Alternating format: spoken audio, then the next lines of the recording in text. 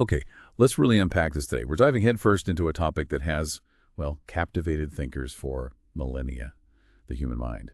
But we're not just looking inward. We're also going to explore how the extraordinary, rapid ascent of artificial intelligence is challenging our very understanding of intelligence itself. It's forcing us to rethink deeply ingrained assumptions about our own capabilities and maybe even our fundamental nature. You've shared with some truly fascinating insights from an essay titled The Architecture of Mind, Functions, Illusions, and AI's Role. So this deep dive, it's designed to be your shortcut, really, to understanding a pretty groundbreaking perspective from theoretical psychology, helping you grasp what the latest thinking reveals about our reflecting organ and these powerful machines that seem to be mirroring its feats. Yeah, and what's immediately striking about this essay is how directly it confronts these huge questions. It promises to, unveil a new concept of the mind, explain its primary functions, draw some really insightful comparisons with AI, and frankly, address a lot of the anxieties that AI's prowess has provoked. And it gives us a few spoilers right from the outset, which kind of sets the stage for where it's taking us. First, the mind isn't designed to understand itself. That's a big one. Second, the mind isn't some, ethereal entity floating around. It's profoundly within the brain and body of a social being, deeply immersed in culture. And maybe most crucially for all those worries about AI, artificial intelligence won't take control because it fundamentally has no agency. True minds, in this view, belong exclusively to living beings. Wow, that's a significant reframe right from the start, isn't it?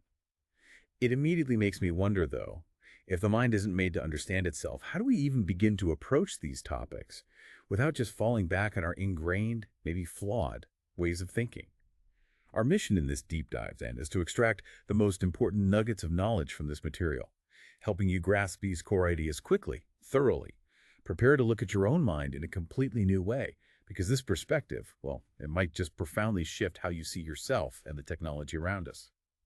So the essay kicks off by immediately challenging our traditional notion of the human mind. It suggests this notion has taken a, quote, severe blow from generative AI, particularly these large language models, or LLMs. And it's not hard to see why this impact feels so profound, right? Think about what these LLMs can do now. It's incredible. They can write complex essays, craft beautiful, nuanced poems that actually evoke genuine emotion. They generate intricate code in, well, pretty much any programming language. They translate seamlessly between dozens of languages, produce stunning visual art, even entire pieces of music. And they perform incredibly sophisticated sentiment analysis, discerning subtleties in text that, honestly, once required human intuition. All of these intellectual feats are happening at what our source describes as superhuman speed and with high quality. And that standard just keeps getting higher with each new development.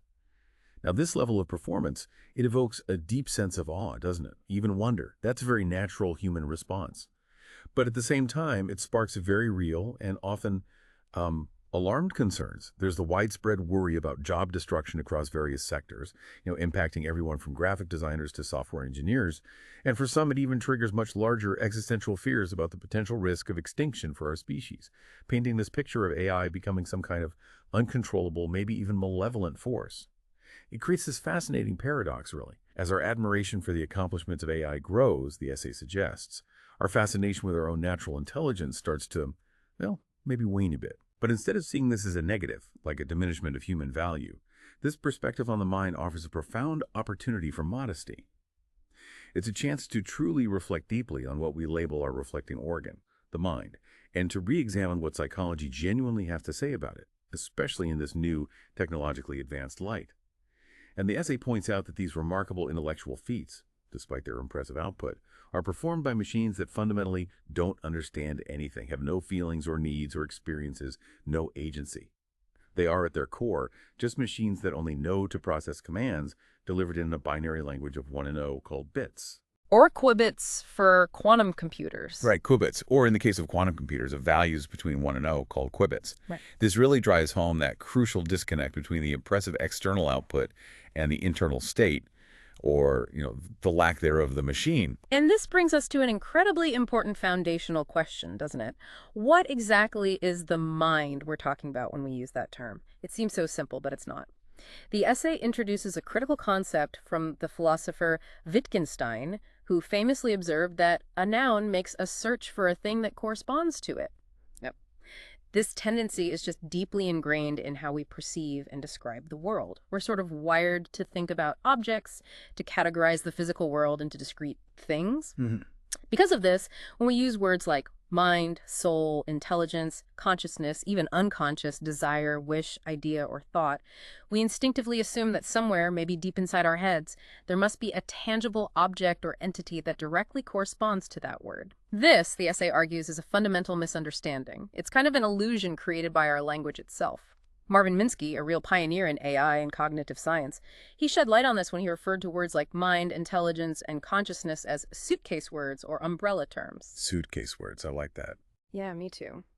He used these metaphors because, in his view, each of them regroups several different mental functions under a single, potentially misleading label.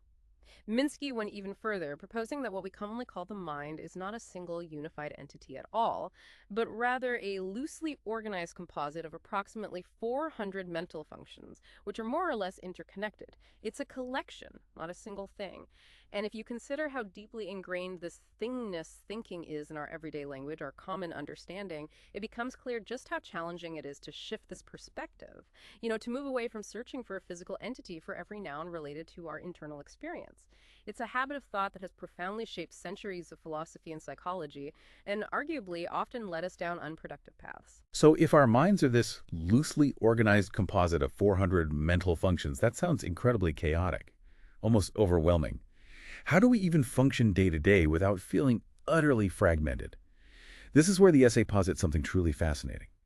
That the very illusion of a unified mind is itself a necessary mental function. Can you unpack that a bit more?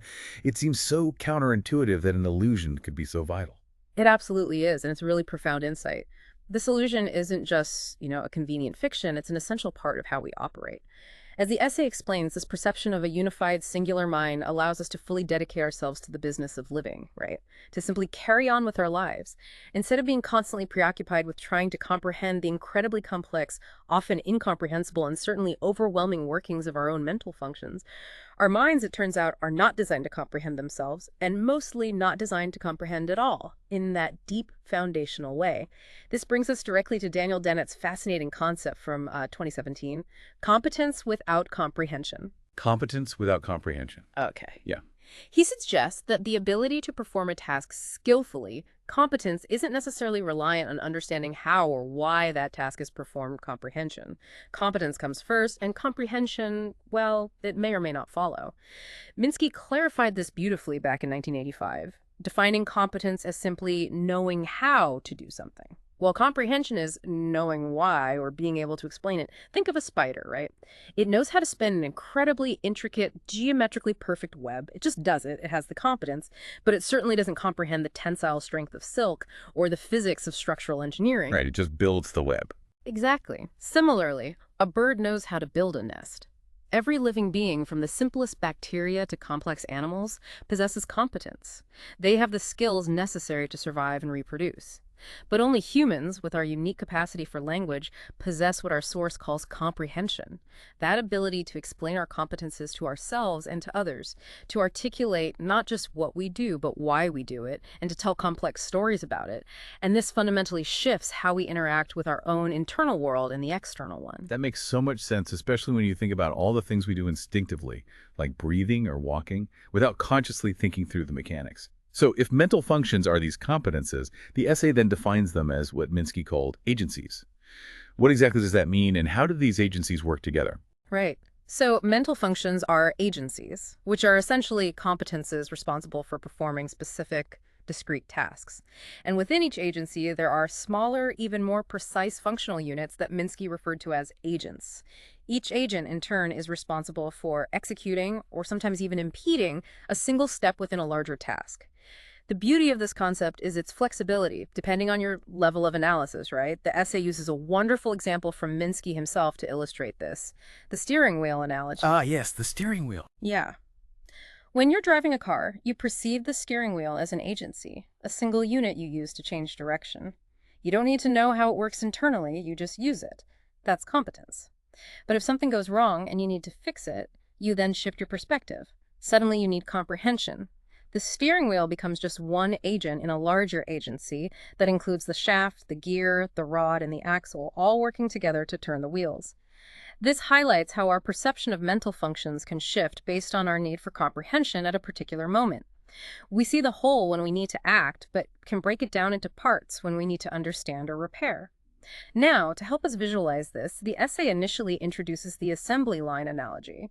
Where mental function agents are like workers, each executing one step, supervised by another agent. However, it's quick to point out the significant limitations of this analogy when applied to the mind.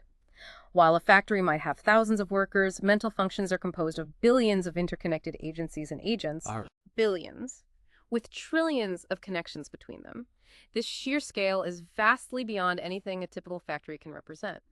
Furthermore, mental functions encompass a much broader range of capabilities and products than even, say, major corporations like Unilever and Procter and Gamble combined. But the most crucial difference, and maybe the hardest to grasp, lies in the decision-making process. In a factory, it's typically top-down, right? Directors overseeing operations, giving commands. In stark contrast, mental functions operate in a bottom-up manner. This means they are not dictated by a centralized authority, but rather emerge from the complex, parallel interactions of individual agencies and agents. And this bottom-up parallel processing is absolutely vital for the brain's efficiency.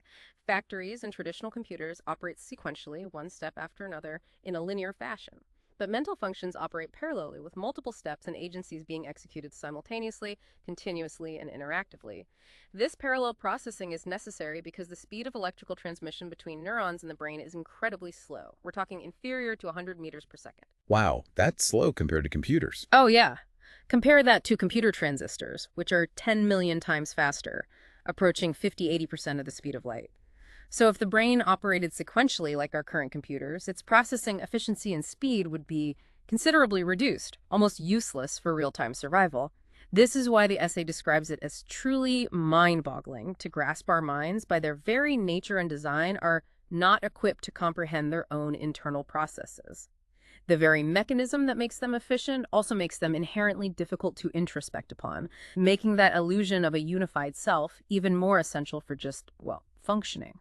So if the mind isn't a thing, what's the fundamental paradigm shift this essay is pushing for? It's about breaking that deep-seated habit of thinking in static terms, right? Yeah. And instead embracing the dynamism of functions, events, and processes.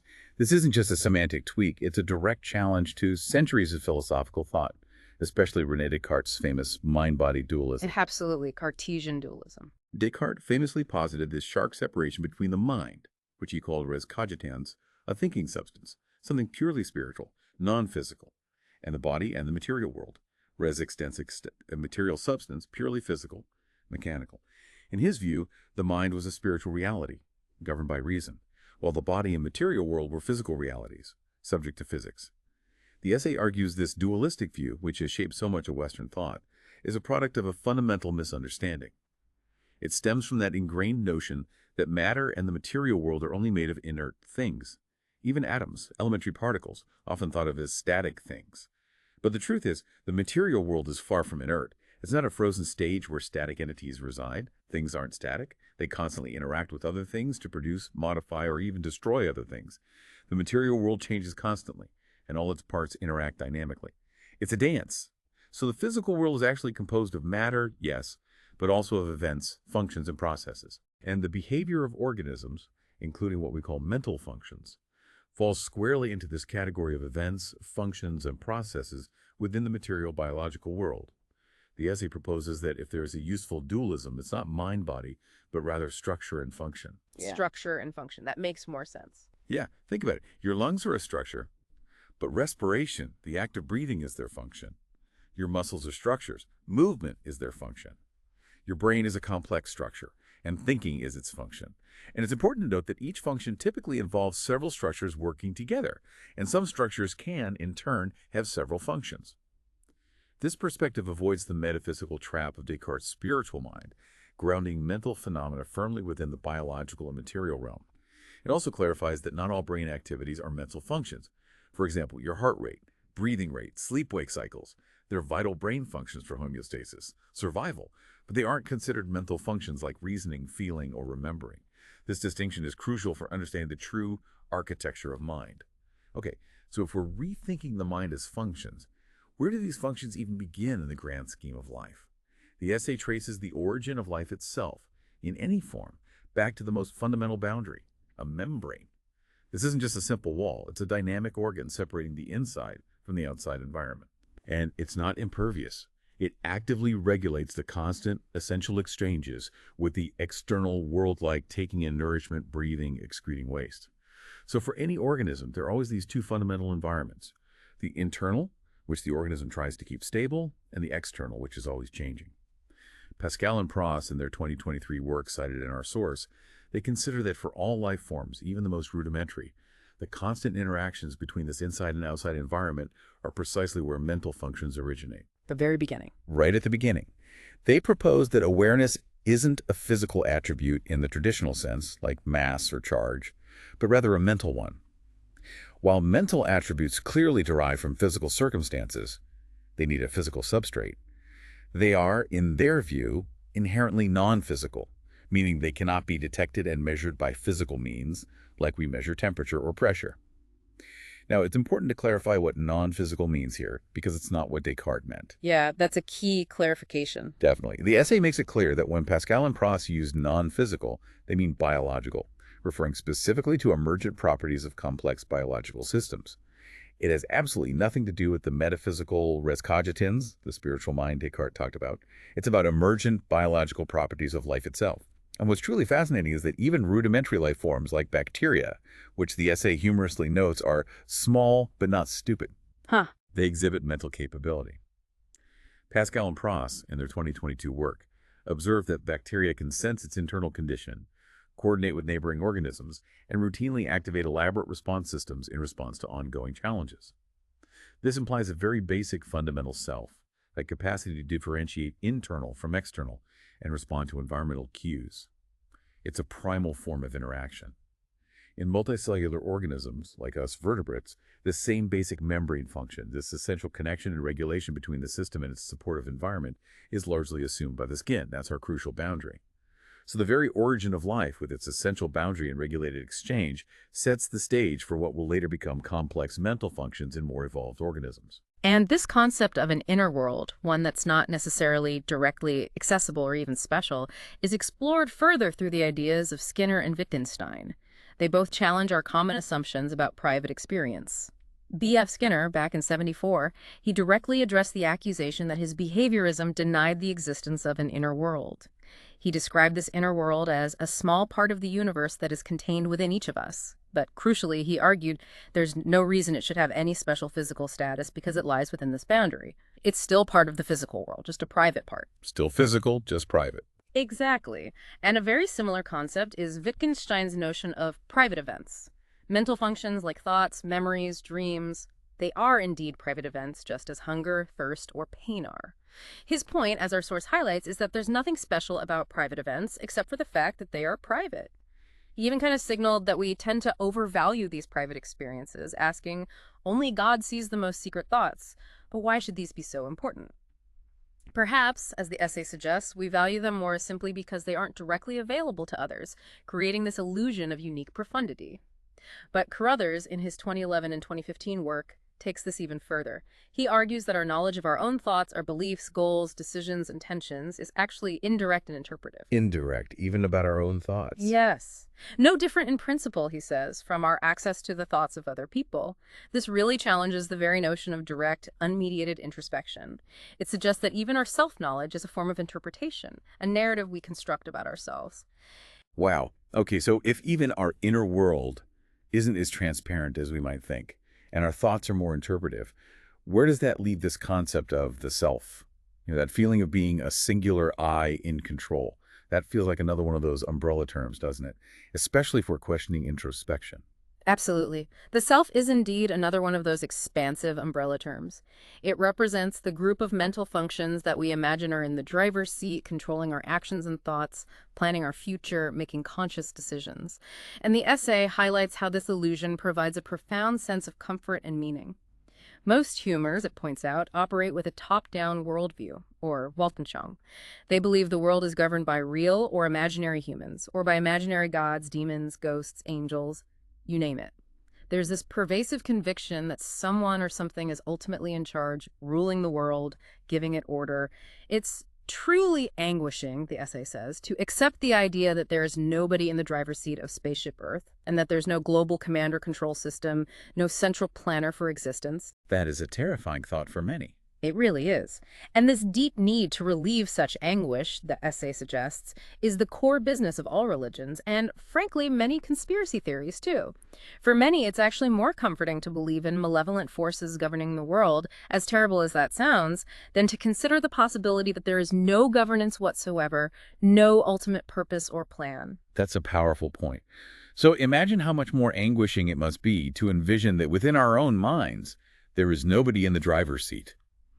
The idea that there is nobody truly ruling or planning, and that there is no absolute free will, a concept explored by contemporary thinkers like Daniel Dennett, Sam Harris, Robert Sapolsky, that can be deeply unsettling to our sense of autonomy. That's precisely why, according to this perspective, we construct this self.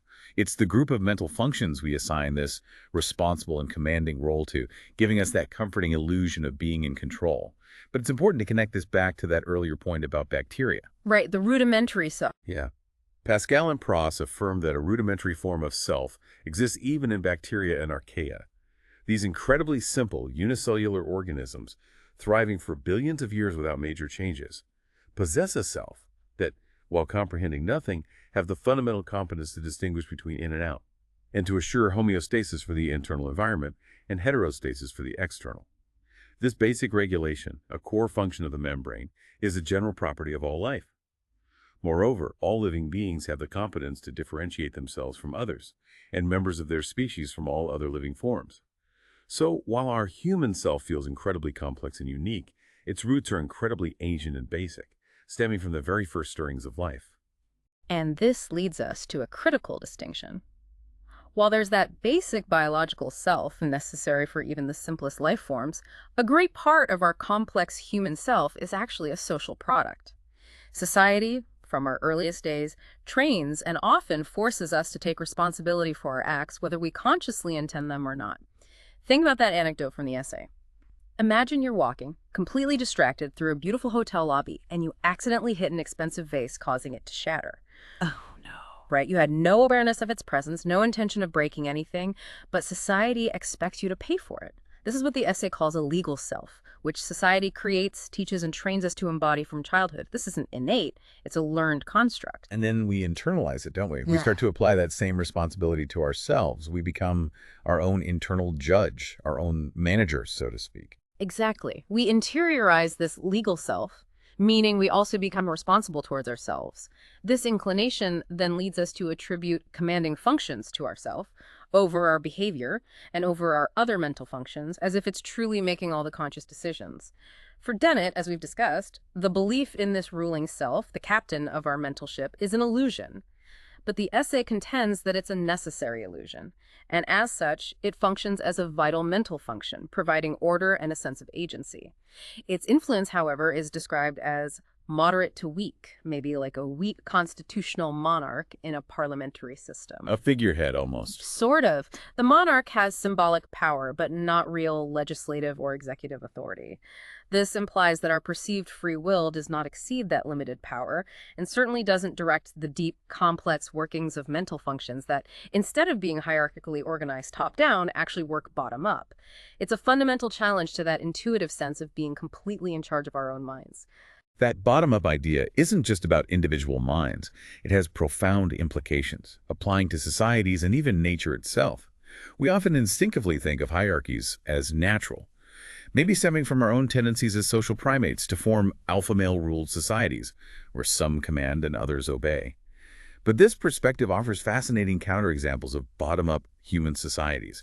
Consider our closest living relatives, the bonobos. Famously, they don't have alpha males. They're largely ruled by a female collective. Right, very different social structure. Or the Paraha tribe from northwestern Brazil, described by linguist Daniel Everett as perhaps the happiest people on the planet.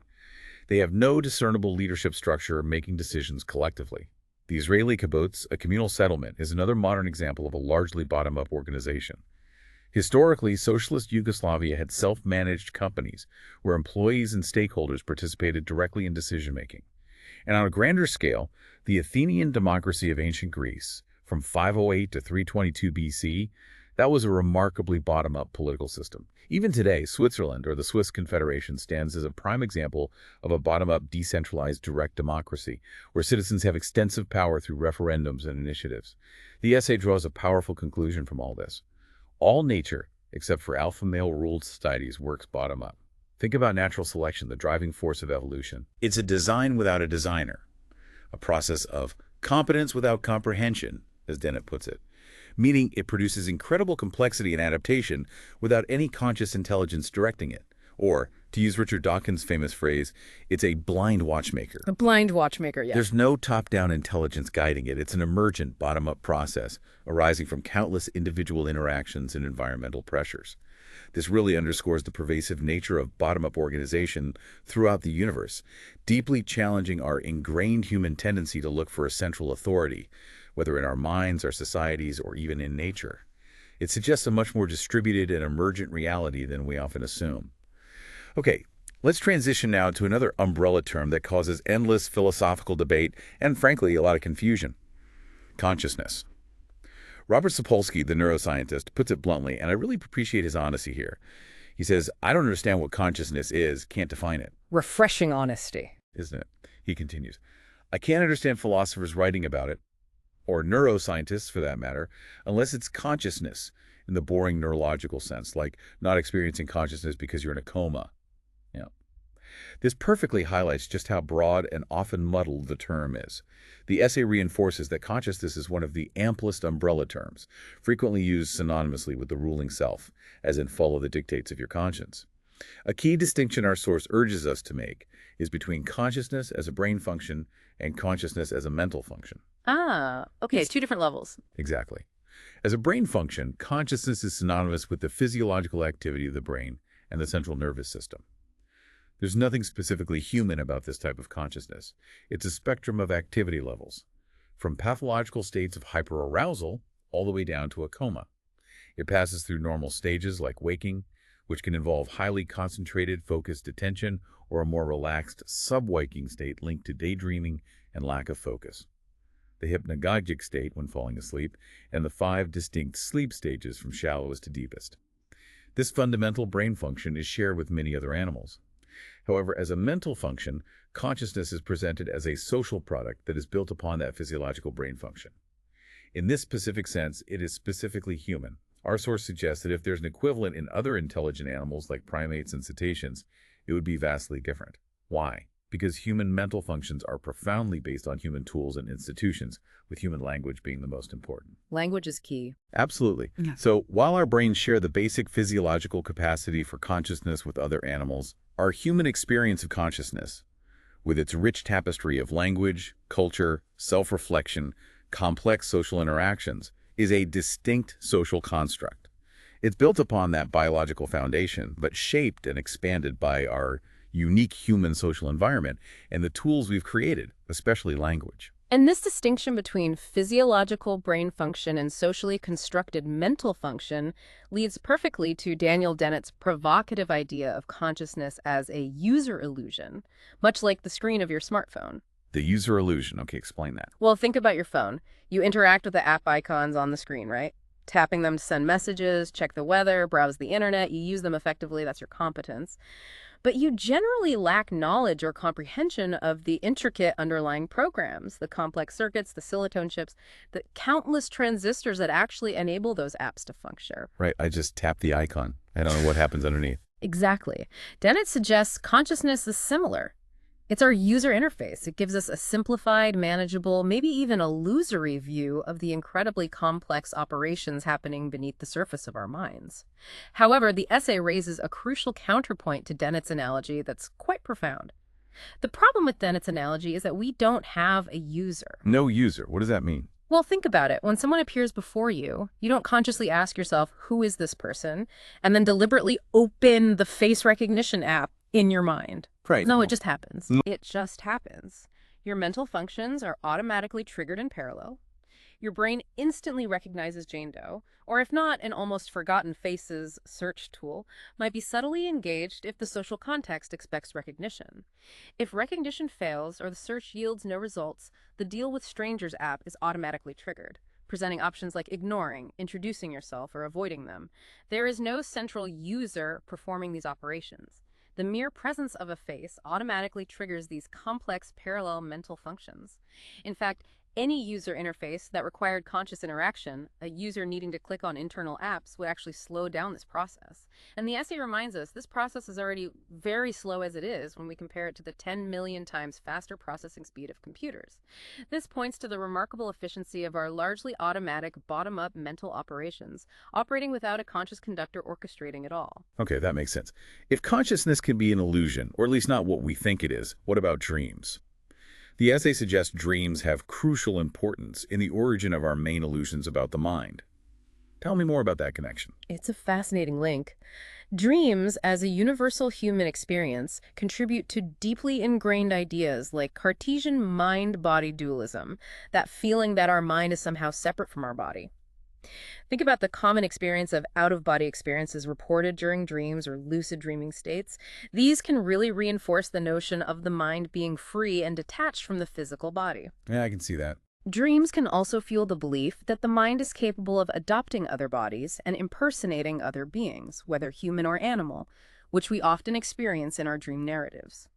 These types of experiences are often labeled altered states of consciousness, similar to those provoked by psychotropic drugs or certain mental disorders. However, the particular interest of dreams lies in the fact that every normal person experiences them. Dreams are a normal, typical, and recurrent altered state of consciousness, a form of what, for the awake mind, is simply labeled a hallucination. This deep connection between dreams and hallucinations and their universality makes them a powerful, maybe even deceptive, source for how we construct our understanding of our own minds, even if that understanding is ultimately based on illusion. And hallucinations themselves are very common, as our source points out, and they can be truly bothering and even dangerous in certain contexts. Dennett, in his 92 work, explains them through a functional cycle with two sides. A hypothesis generation part, which he calls the expectation-driven side. Expectation-driven. And a data-driven part, the confirmation side. He provides a vivid illustration. Why does a hunter on the last day of deer season, desperate for a kill, sometimes see a deer complete with antlers and a white tail when looking at a black cow, or even another hunter in an orange jacket? Oh, wow. Yeah. It's because his internal questioner is obsessively asking, is it a deer? And getting NO for an answer until finally a bit of noise in the system gets mistakenly amplified into a whys with catastrophic results. Or consider the very common and often irritating experience of waiting for someone in a public place. Done that many times. As the appointed time draws nearer, the probability of perceptually mistaking other people for the person you're waiting for increases. If the person is slightly late, the frequency of these mix-ups tends to increase until it begins to wane as the person gets exceedingly late or just fails to show up. Dennett explains this by noting that the higher the expectation, it's the last day of hunting season, your last chance, where you desperately want to see this person, the lower the requirement for confirmation becomes. Okay. Lower threshold. Exactly. Hallucinations, then, are explained as the product of disordered or random or arbitrary rounds of confirmation and disconfirmation of perceptions. And the expectation side tries to make sense through storytelling, building a narrative around the distorted perception. This expectation confirmation cycle is actually assimilated to the activation synthesis hypothesis for dreams, proposed by Hobson and McCarley, which explains how the brain generates dreams. And here's where the essay presents a most parsimonious and truly provocative hypothesis about dreams. It postulates that dreams are an ontogenetic vestige of an endogenous activation of the brain during the fetal stage. Ontogenetic vestige, meaning a leftover from development. Precisely. Something that persists from an earlier stage of development but no longer serves a functional purpose in the mature organism. The idea is that the fetal brain, needing internal stimuli to develop properly in the quiet, dark womb, generates its own dreamlike state.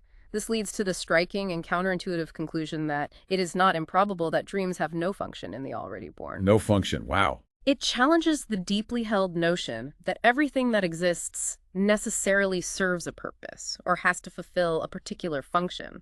Just because we dream doesn't mean those dreams serve a conscious purpose for us once we're born. So if that's the case, the sense we find in dreams might be apperceptive, meaning we give them sense rather than the sense being inherently in the dreams themselves.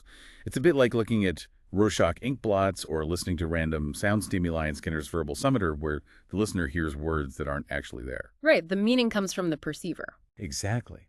The sense isn't in the random stimuli. It's in our perception and the storytelling we construct around them. That expectation described by Dennett, or the synthesis from Hobson and McCarley, is what gives sense and structure to these endogenous stimuli, what Dennett calls confirmation, and Hobson and McCarley call activation. It really flips the script on how we often interpret dreams, doesn't it? Instead of revealing deep, hidden meanings from some unconscious realm, they might just be our brains making sense of random internal activations. The essay quotes Roger Kawai, who put it quite starkly. Dreams have little more meaning than the shapes of clouds or patterns of butterfly wings.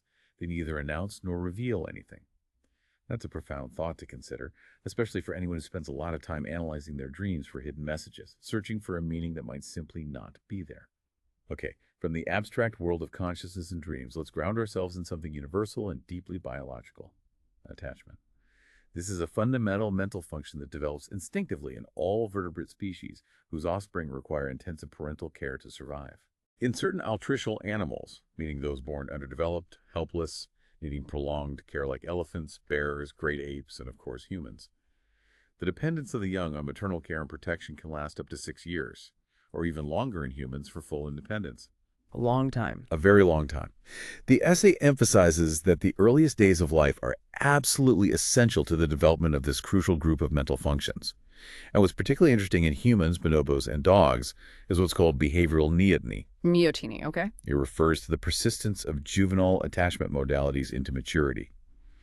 This means traits like curiosity, playfulness, intense loyalty, which are characteristic of the young, remain prominent in the adult stages of these beings, leading them to stay loyal and close to those who raise them or whom they've bonded with. And the most conspicuous form of this attachment, in humans anyway, is love. This love, received from parents or primary caregivers, is interiorized, meaning it becomes deeply ingrained as love for oneself, or narcissism. So those earliest experiences of being cared for fundamentally shape our self-perception and our capacity for connection throughout our lives. And this interiorized love for self, this narcissism, is intrinsically tied to some of our earliest, often tacit assumptions about ourselves and our place in the world. Our source identifies 2 such core assumptions that form part of our mental life's earliest foundations. First, we are the center of the world, and second, that we are here forever. The classic childhood assumptions. Pretty much. Most of us perhaps painfully detach from the first assumption rather sooner than later as reality sets in. We realize others receive as much or more attention than we do, and that the world doesn't revolve around our individual desires. However, the essay argues that most never detach from the second assumption, that our mental life exists endlessly. Why?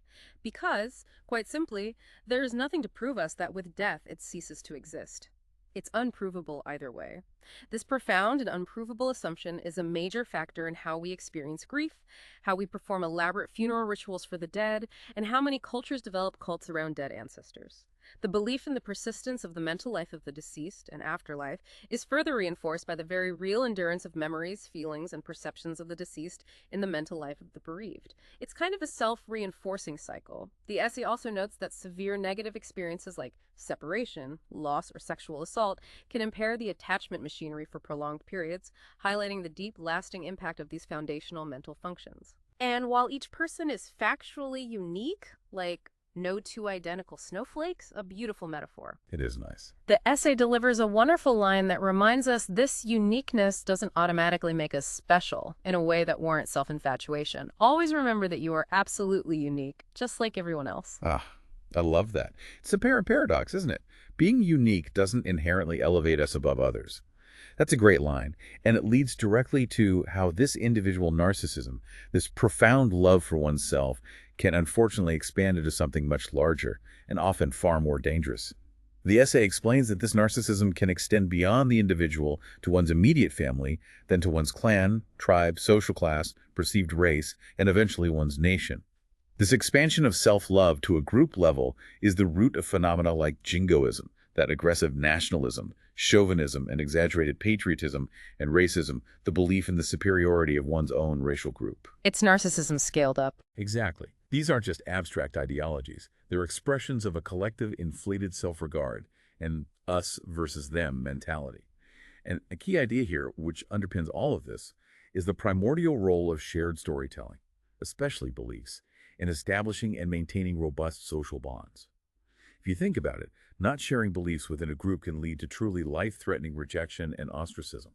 Any social animal, including us, will go to great lengths to avoid such rejection because, historically, being cast out from the group could mean death by exposure, starvation, or vulnerability to predators.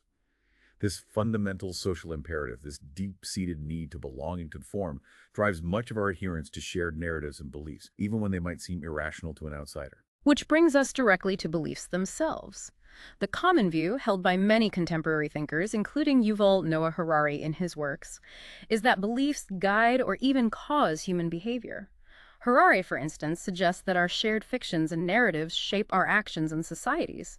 But the essay argues for a very different and quite provocative perspective.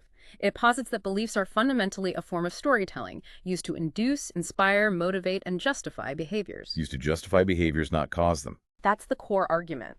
We use beliefs not as direct instructions, but as rationalizations to explain our own actions to ourselves and to others. The idea that beliefs psychologically explain behavior is, in this view, just another form of storytelling itself.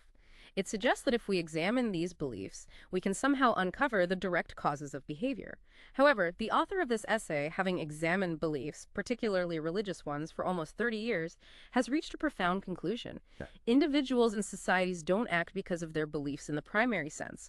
Rather, they use beliefs as rationalizations to justify behaviors intended to satisfy deeper biological imperatives. And in social animals like humans, these fundamentally include crucial social needs like belonging, cooperation, and status. The essay provides powerful illustrative content for this idea, challenging our common assumptions. Very few people, it argues, became communists by actually reading and fully understanding the dense philosophical and economic arguments in Marx and Engels' Communist Manifesto.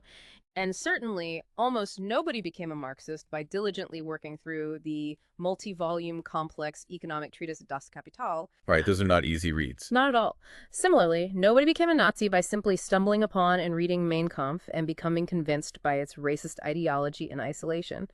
And perhaps most controversially, the essay suggests that nobody became a Muslim simply by reading and understanding the Quran, which it describes perhaps contentiously as a document without head or tail, impossible to understand in a purely linear, rational way. It even states that understanding the Bible can lead to serious misunderstandings, implying that literal interpretation can miss the deeper social function of such texts. These examples challenge the notion that beliefs are purely intellectual constructs that directly dictate behavior. Instead, they point to a more complex interplay with underlying needs. The essay then addresses cases where reality blatantly contradicts basic beliefs, like precise prophecies that simply don't happen, or scientific theories that get disproven. After such a prediction fails, the unaccomplished prediction is transformed into an accomplished one through various cognitive maneuvers. Oh, so? Well, this might take the form of rationalizations like, oh, it did happen, just not here on earth but in heaven, or it didn't happen materially, but it did spiritually, the kind of thing.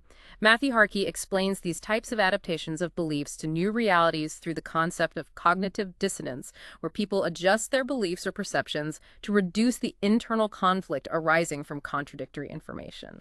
But our source offers an even simpler and more fundamental explanation for these phenomena.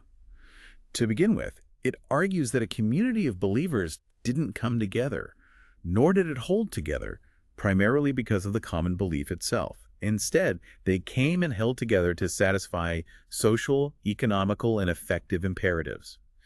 The common belief in this view is simply a storytelling that provided a shared imagined reality that bounded the believers together and allowed them to organize themselves effectively to satisfy the social, economical, and affective needs of its members.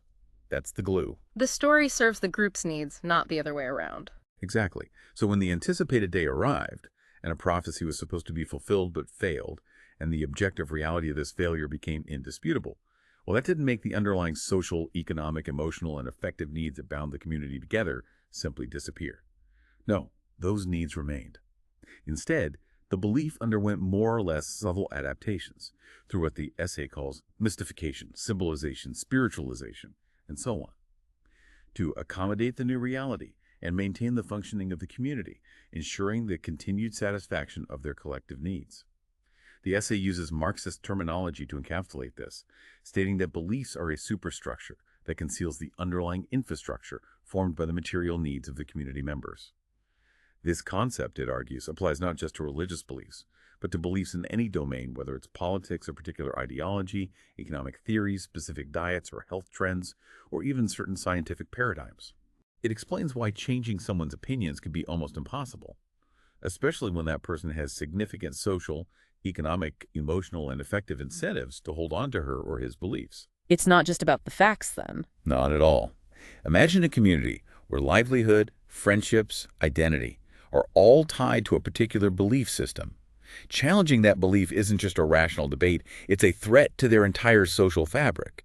This is a truly counterintuitive idea because it flips the common understanding on its head. The essay affirms that beliefs are manipulated by their believers, not the other way around.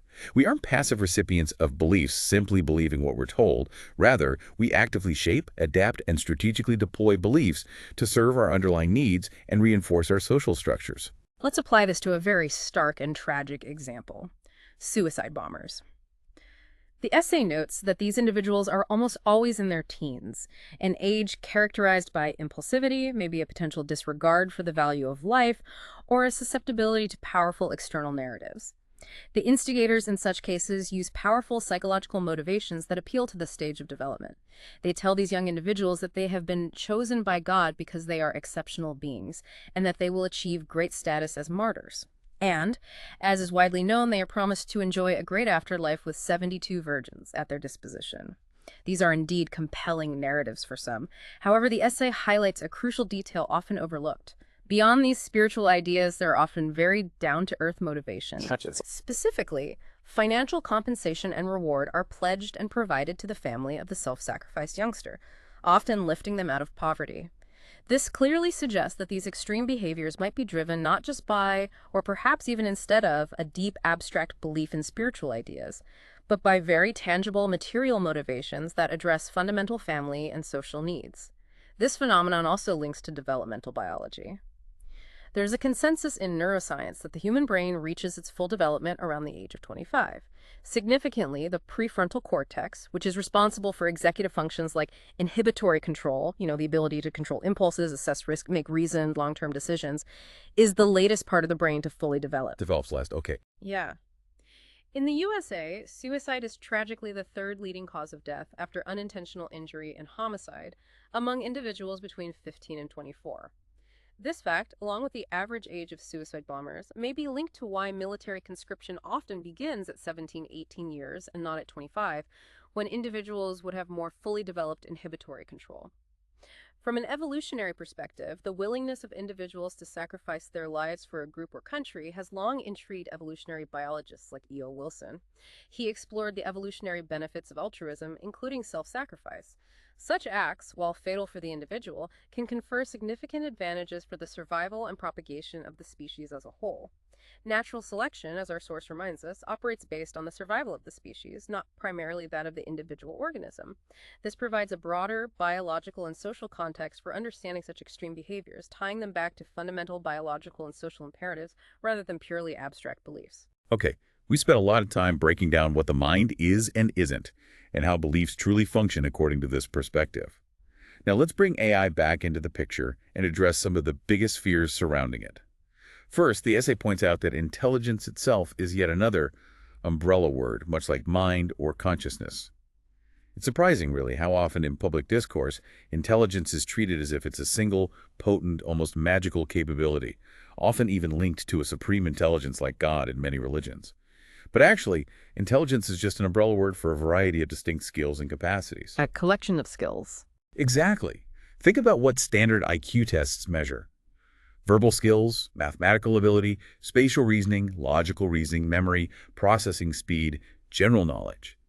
And the essay notes that AI is already very good in mathematical, memory, speed, and verbal skills.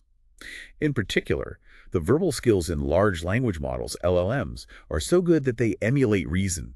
They seem to reason. They give the user the distinct impression that they're reasoning, thinking, and understanding, while what they're actually doing is juggling with astronomical amounts of words at 50–80% of the speed of light. Just pattern matching on a massive scale. Processing vast data sets to convey that impression of rational thought.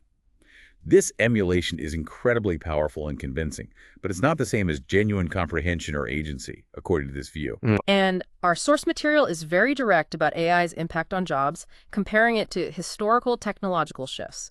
It points out that AI will impact the job market just as profoundly as the printing press destroyed the jobs of scribes, who once painstakingly copied text by hand, or how records and later streaming services impacted musicians' livelihoods, changing how music was consumed and created. Think about how radio changed the record industry, how cinema affected live theaters, how television changed cinema, and how the internet disrupted all those previous industries and many others. It's a constant cycle. It's a consistent historical pattern. AI will surely destroy many jobs, but just like its predecessors, it will also create many more, often in ways we can't yet predict. The essay suggests that those most at risk of job destruction are those who routinely do repetitive intellectual tasks with the least possible effort, essentially. Those who work like robots. As long as no machine could replace them, they could simply cozy up in their comfort zone. But now, this has fundamentally changed. The essay argues that AI will free intellectual workers from menial chores, much like typing machines freed up administrative workers from manual transcription, or word processors and the internet streamlined countless tasks.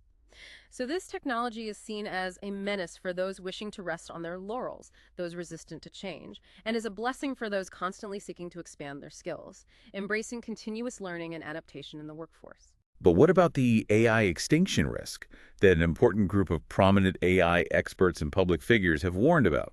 That feels like a bigger concern than job shifts. The essay tackles this head-on with a fantastic anecdote that really distills its core argument. It tells the story of Jacques Chirac, the former president of France, and a man in Paris who vehemently disliked him. Every time Chirac appeared on TV, the man would critique him, saying things like, "How can he be so dumb?" and "He's dumber than cow dung." Passion dislike. Very.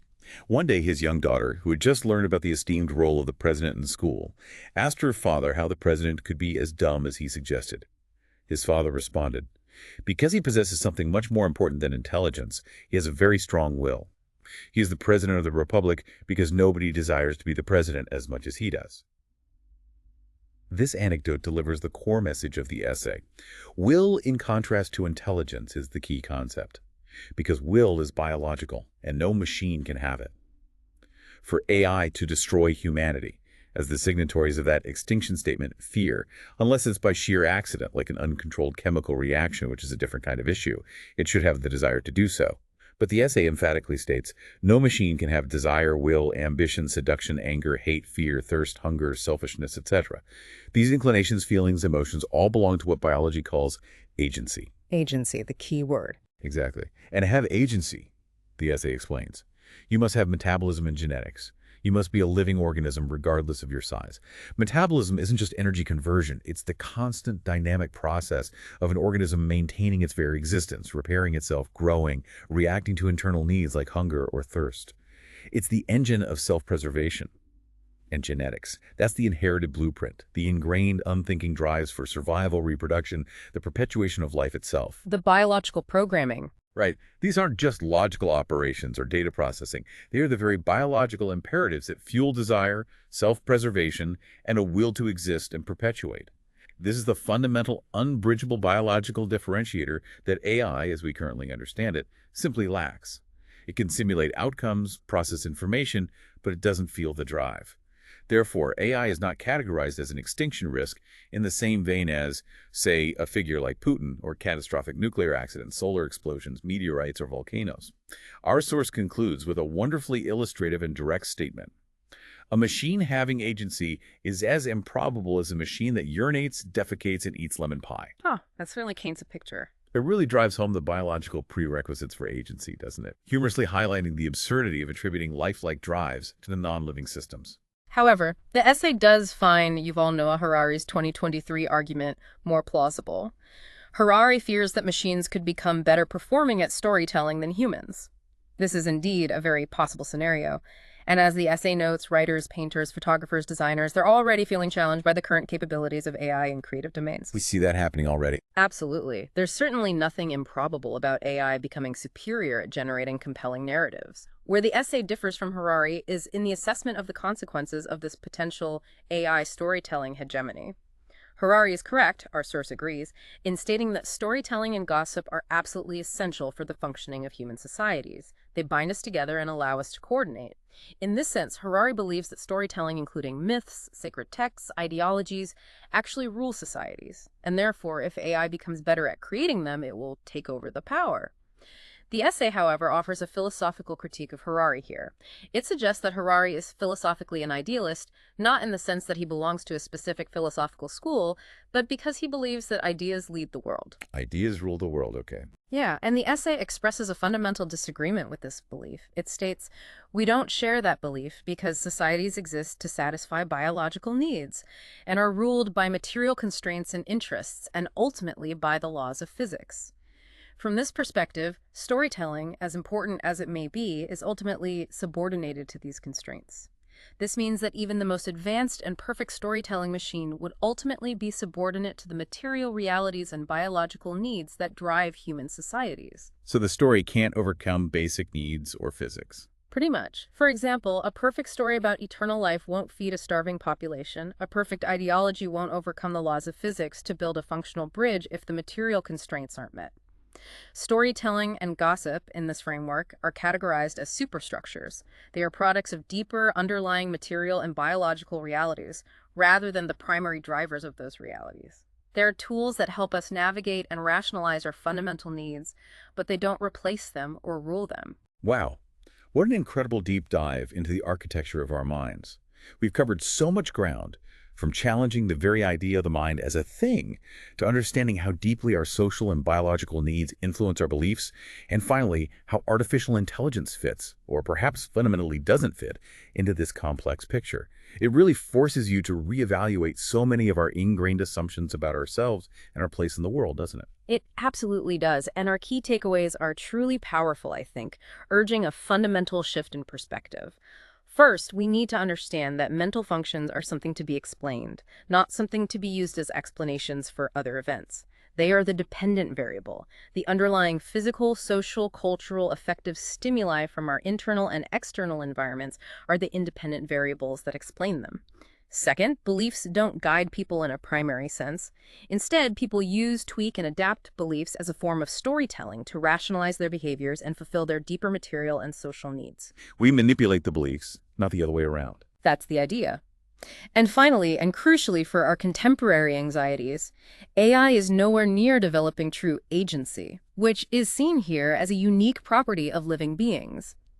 If agency is ever artificially generated, this perspective argues, it will come from groundbreaking biological engineering, not from advances in information technology.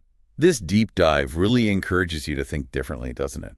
It challenges so many of our everyday assumptions about control, about self, about the very nature of our thoughts, and how we interact with the world and each other. And it leaves us with one final provocative thought that really puts our own cleverness into a humbling perspective. Indeed. You're cleverer than AI, but as the essay profoundly states, evolution is cleverer than you are. A truly profound thought to mull over. We hope this deep dive has given you a fresh perspective and perhaps a few new questions to explore on your own. Until next time, keep that curiosity alive and keep digging deeper.